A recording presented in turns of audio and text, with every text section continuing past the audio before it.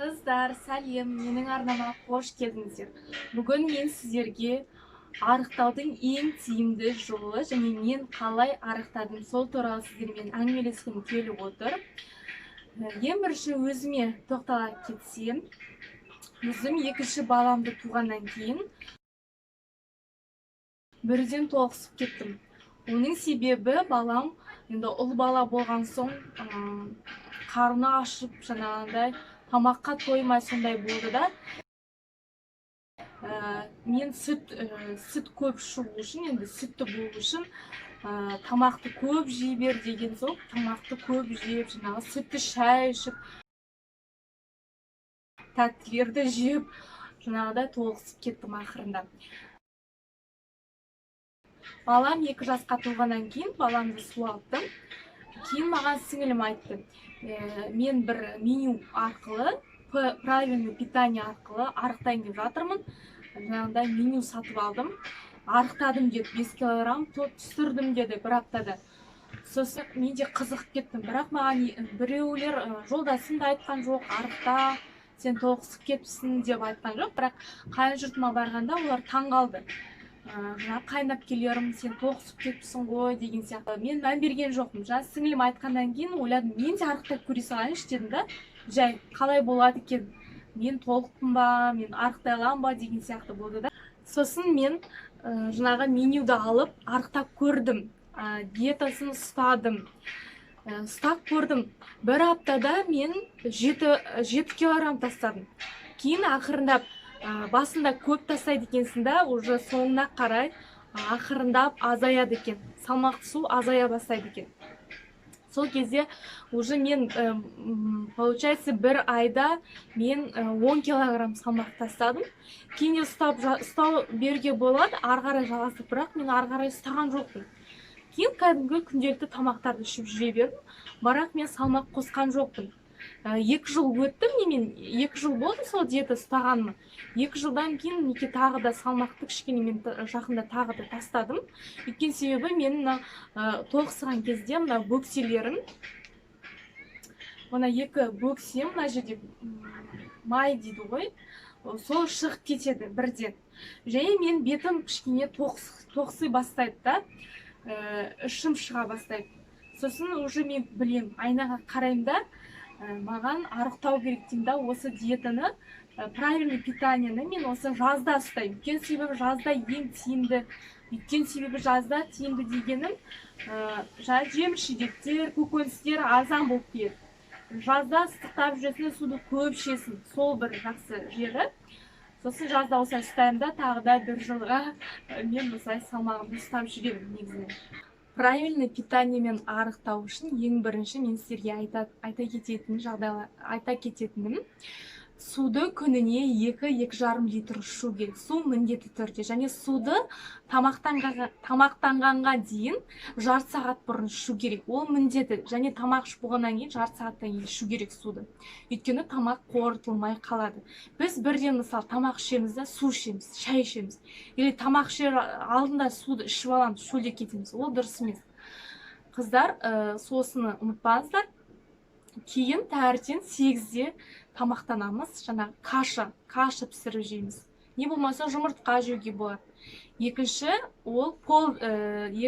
бізде перекус, оған жеміс-жидектер кіреді. Алма, алмұрт, жүзім, орех кіреді.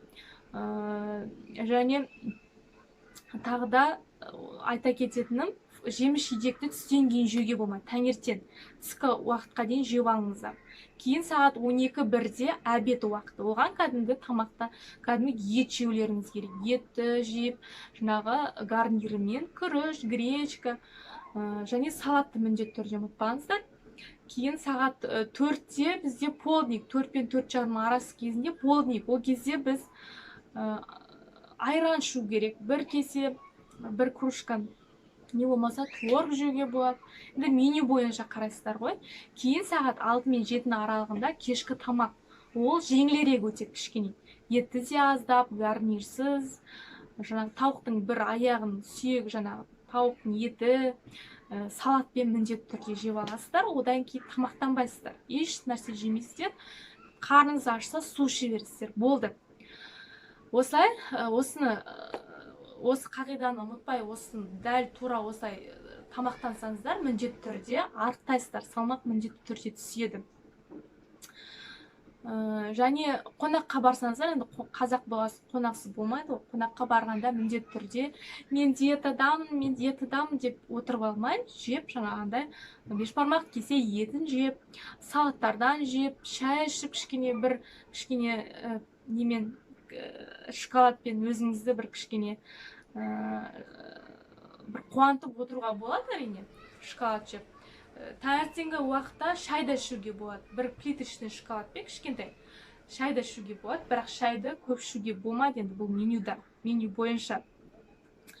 Мен де осылай арықтадым. Сіздер де қолдарыңыздан келеді осы арықтауға. Суды енді көп ішу керек, онда су енді бәріне пайдалы ғой, су денсаулыққа пайдалы.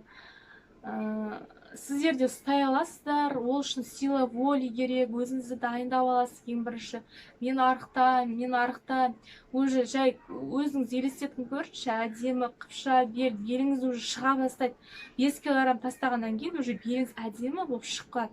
Әдемі көйлектерді киіп, күнде айнаға қарап, өзіңізге өзіңіз тамсанып, өзіңізді жақсы көріп, бұрыннан да әдемі болып, енді арықтаған соң одан да әдемі боласыз ғой. Мен солай істеймін. Егер арықтап диета ұстасам, міндетті түрде көйлектерімді киіп, кішкене тарылып тұрған көйлектерімді кисем, әдемі келіп фигурама кесіп, айнаға қарап, өз-өзіме бүйтіп қарап, былай қарап, өзімді жақсы көріп кетем. Осындай салмақ түсіріп атқаныма қандай мықтысың, әсел, қолыңнан келеді, сен до конца барасың деп өзін сондай мақтап қойсаң, сізге жеңіл болады. Жеңіл етеді де жаңағылардың бәрі. Ешқандай қиындықсыз, жаңағындай қарныңыз да ашпайды, ешқандай бір ашқарақ болып, жаңағындай тоймай деген ондай жоқ. Бұнда 5 рет тамақтанған соң білінбейді сізге. Қайта жеңіл өтеді. Мысалы, бұрынғы жаңағы нелерден уже шыға бастайсыз. Етті жаңағындай тәтті тағамдарды жегіңіз келмей, нанға қарамай, майлы тағамдарға қарамай, өзіңіз уже ана диетаны ұстағаннан кейін кәдімгідей уже үйрене бастайсыз. Солай істеп көріңіздер, қыздар, бастап көріңіздер. Мен сіздерге кеңес беріп отырмын, арықтауға болады. Жаңағы 30 күндік меню менде бар, мен тағыларыңыз келсін. Ол үшін менің инстаграм парақшама жазыңыздар, мен сіздерге сообщениемен жіберемін 30 күндік менюді. Арықтауға болады, оңай, тиімді жолы осы. Қарныңыз ашпайды, тек қана жаңағындай сила, воли, духи, күш қайратыңыз болса, сіздің де қолыңыздан келеді. Арықтап көріңіздер, қыздар.